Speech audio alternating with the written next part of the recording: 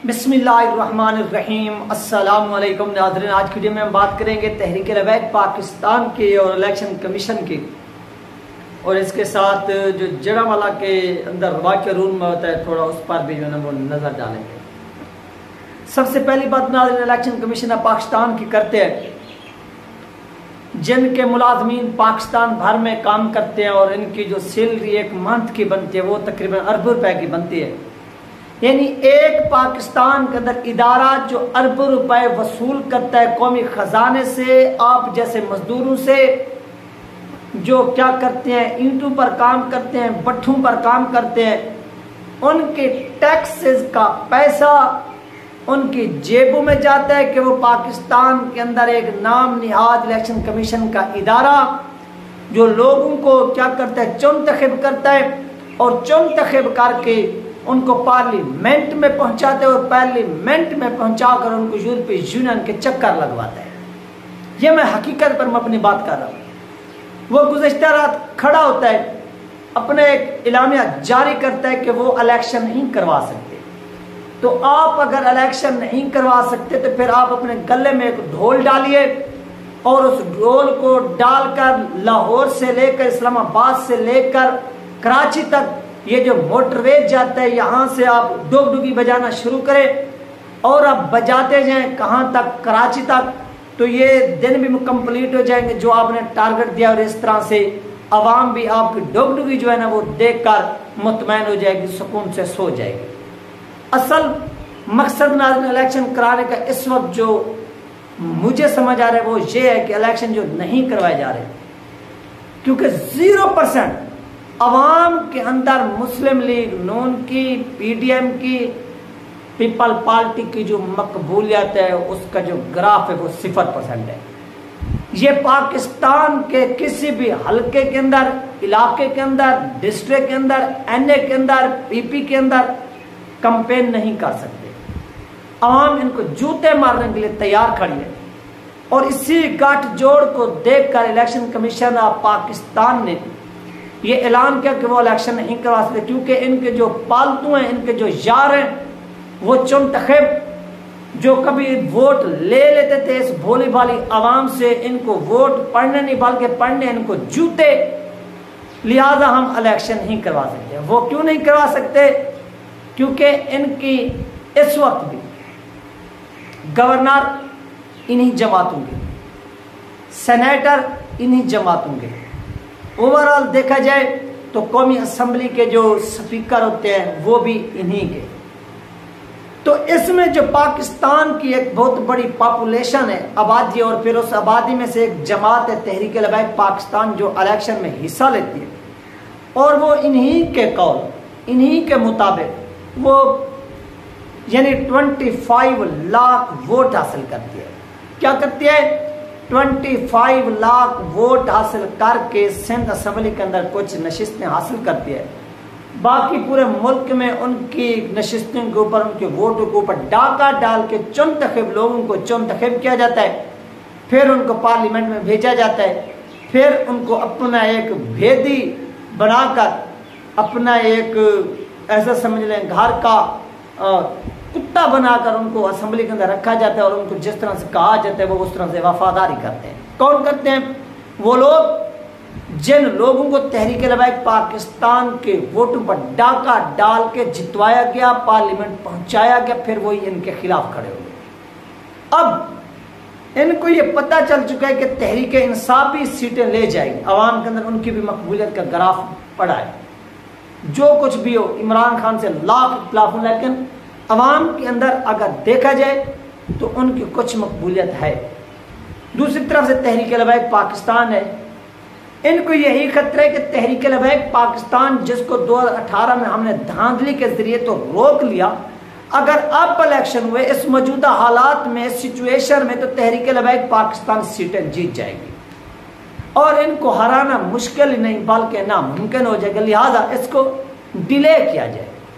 तो यही वो वजह नाज़रीन, इनको डिले किया जा रहा है। और दूसरा इलेक्शन कमीशन ऑफ पाकिस्तान को मैं कहना चाहता हूँ, आप जो अरबों करोड़ों रुपए ले रहे हैं, आप इलेक्शन नहीं करवा रहे, इससे हमें कोई फर्क नहीं पड़ रहा।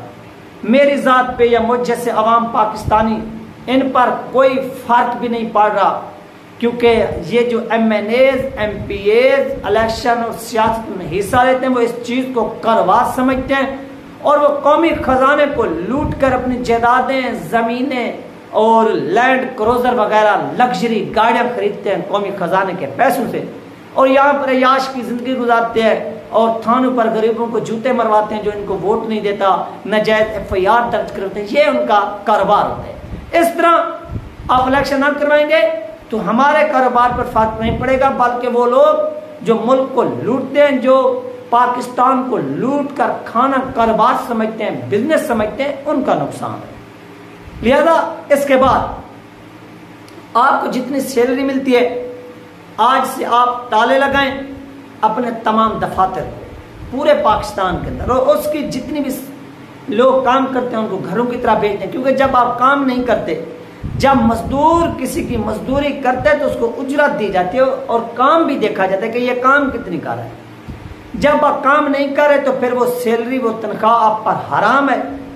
لہذا آپ اپنے دفاتر کو تالے لگائیں، آپ اپنی حرام کی کمائی سے اپنے بچوں کے پیٹ نہ پالیں، اور اس تنخواہ یعنی جو اربوں روپے ایک منتھلی کے بچتے ہیں وہ پیسے پھر جو تھر کا علاقہ ہے وہاں پر جو لوگ بھوک سے، بچے پیاس سے اور دودھ نہ ملنے کی وجہ سے بھوک سے مر رہے ہیں، ان کو دینا چاہیے، ان کی نسل بھی سنور جائے گی۔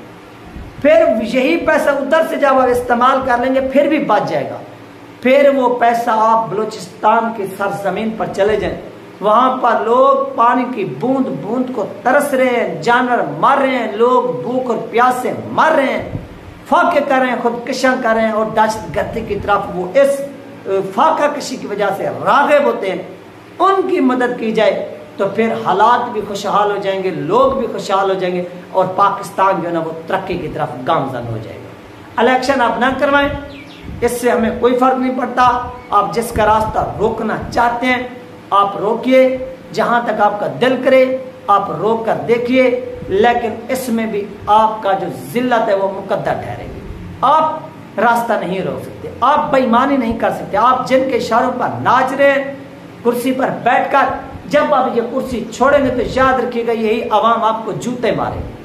آپ اپنے ضمیر کو زندہ کریں، اگر آپ کو کام نہیں کرنے دیا جا رہا تو آپ اپنی عزت نفس کا خیال رکھیں اور ریزائن کر کے چھوڑ دیں۔ آپ عوام کو کہہ دیں کہ یار ہمارے اوپر یہ دباؤ ہے، یہ پریشر ہے، جس کی بنیاد پر جس طرح سے ہمیں کہا جاتا ہے اسی طرح سے ہم کر رہے ہیں، لہٰذا آج کے بعد ہم اپنے اس عہدے سے، ورک سے استعفیٰ دے رہے چھوڑ رہے ہیں، تو گیم ختم ہو جائے گی۔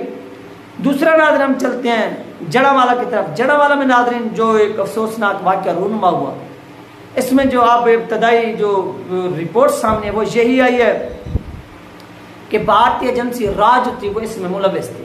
وہ کیسے ملوث ہوئی، کس طرح سے ملوث ہوئی، سوال تو بنتا ہے۔ آپ کے تمام میڈیا مذہبی لوگوں کو انتہا پسند، شدت پسند قرار دے رہے تھے، بالخصوص تحریک لبیک پاکستان کو، لیکن تحریک لبیک پاکستان کے جو لوگ تھے وہ جان اپنی ہتھیلی پر رکھ کر سوٹے بھی کھا رہے تھے، اینٹیں بھی کھا رہے تھے، اور پولیس سے آگے چل کر لوگوں کو روک رہے تھے کہ آپ رک جائیں۔ اگر یہیں پر ہم دیکھیں کہ تحریک لبیک پاکستان کی قیادت وہاں پر نہ پہنچتی، گھروں میں بیٹھتے، وہ اعلانات نہ کرتے، وہ وہاں پر تعلیمات نہ دیتے کہ اسلام امن کا درس دیتا ہے یا غیرت کا درس دیتا ہے، اس موقع پر کس چیز کا درس دیتا ہے، اگر وہ عوام کے اندر یہ چیز کی آگاہی نہ دیتے تو یاد رکھیے یہ گوجرانوالا سے پورے پاکستان میں مظاہرے پھیل جانے تھے، اور یہ اتنی پھیل جانے تھے کہ یہ کسی کے کنٹرول میں نہ رہے۔ لیکن یہاں پر تحریک لبیک پاکستان کی قیادت کو جتنی بھی خراج تحسین پیش کیا جائے وہ کم ہے۔ انہوں نے اپنی جان سے کھیلا، اپنے اس وطن کی خاطر سب کچھ قربان کرنے کے لیے وہ پہنچ گئے، اپنی جان بھی اپنا مال بھی، اور اس میں وہ کامیاب بھی رہے، اور ان کو داد بھی دینی چاہیے۔ اس کے بعد کیا ہوتا ہے، اس کے بعد پھر انہی لوگوں کے اوپر ایف آئی آر درج کر دی جاتی ہے، اور ایف آئی آر درج کر کے ان لوگوں کو اریسٹ کیا لیا جاتا ہے۔ یعنی گزشتہ رات تحریک لبیک پاکستان جڑاوالا کے جو اہم ترین کینڈیڈیٹ تھے، عہدے داران تھے، ان کو اریسٹ کیا گیا۔ یہ 2 نمبر نہ کریں آپ۔